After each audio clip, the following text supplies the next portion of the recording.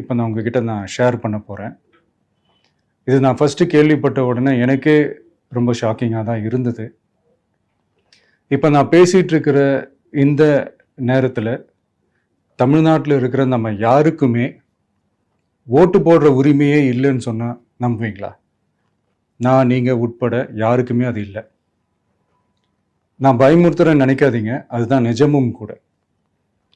கொஞ்சம் ஏமாந்தா நம்மள மாதிரியே இன்னும் லட்சக்கணக்கான பேருக்கும் இதே நிலைமை தான். ஓட்டு போடுற அந்த உரிமையே இல்லாத மாதிரி ஒரு நிலைமை வந்தாலும் வரலாம். இதுக்கு மெயின் ரீசன் அந்த எஸ்ஐஆர், ஸ்பெஷல் இன்டென்சிவ் ரிவிஷன், சிறப்பு தீவிர திருத்தம்.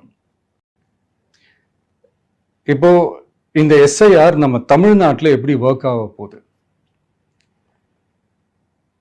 கடந்த ஜனவரி மாதம் எடுத்த அந்த கணக்கெடுப்பில் 6,36,00,000 வாக்காளர்கள் நம்ம தமிழ்நாட்டில் இருக்கிறாங்க. ஆனால் அவங்க யாருக்குமே இந்த ஓட்டு போடுற உரிமையே இல்லை. அந்த பிஎல்ஓன்னு சொல்லுவாங்க, பூத் லெவல் ஆஃபீஸர்ஸ், வாக்குச்சாவடி நிலை அலுவலர். அவங்க தான் வீடு வீடாக போய் அந்த ஃபார்மை கொடுப்பாங்க. அதை நம்ம ஃபில்அப் பண்ணி கொடுக்கணும். அதை தேர்தல் ஆணையம் அதை எடுத்துகிட்டு போய் அதை ஸ்க்ரூட்டினைஸ் பண்ணி அது எல்லாமே கரெக்டாக இருக்கான்னு செக் பண்ணி பார்த்ததுக்கப்புறம் அந்த வாக்காளர் பட்டியலை வெளியிடுவாங்க. அந்த வாக்காளர் பட்டியலில் நம்ம பேர் இருக்கணும், அப்போ தான் நம்மளால் ஓட்டு போட முடியும். அந்த புது பட்டியல் வர்ற வரைக்கும் நம்ம வாக்காளர்களான்றது அது உறுதியே செய்ய முடியாது.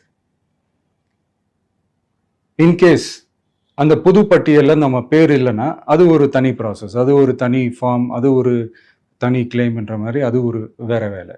ஸோ இந்த மாதிரி நிறைய சிரமங்கள் குழப்பங்கள் இருக்கிறதுனால மக்களுக்கு இது மேலே ஒரு கன்ஃபியூஷன் ஒன்று இருக்குது. இது என்ன வெரிஃபிகேஷனா இல்லை ஒரு மறைமுக ரீரெஜிஸ்ட்ரேஷனா இல்லை இது வந்து ஒரு நியூ ரெஜிஸ்ட்ரேஷன் மாதிரியே தானா அப்படின்ற மாதிரி நிறைய கன்ஃபியூஷன் இருக்குது.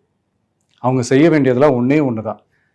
இந்த மாதிரி வீடு வீடாக போய் அந்த என்யூமரேஷன் ஃபார்ம் நம்ம ஃபில்அப் பண்ணி கொடுக்கும்போது அதுக்கான அக்னாலேஜ்மெண்ட்டை அந்த பிஎல்ஓ அந்த ஆஃபீஸர்கிட்ட இருந்து நீங்கள் வாங்கிக்கணும். அது ரொம்ப ரொம்ப முக்கியம்.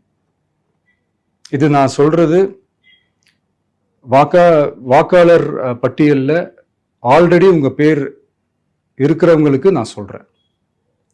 இப்போ புது வாக்காளர்கள், ஃபர்ஸ்ட் டைம் ஓட்டர்ஸ், அவங்களுக்கு ஃபார்ம் 6ன்னு ஒன்று இருக்குது. அதை நீங்கள் ஃபில்அப் பண்ணி நீங்கள் உங்கள் ஏரியாவில் இருக்கிற சம்மந்தப்பட்ட அந்த உங்கள் அலுவலகத்தில் நீங்கள் டைரெக்டாகவும் சப்மிட் பண்ணலாம், இல்லை நீங்கள் ஆன்லைன்லேயும் சப்மிட் பண்ணலாம். அப்படி ஆன்லைனில் நீங்கள் சப்மிட் பண்ணிங்கன்னா அதுக்கான ஸ்க்ரீன்ஷாட் எடுத்து வச்சுக்கோங்க.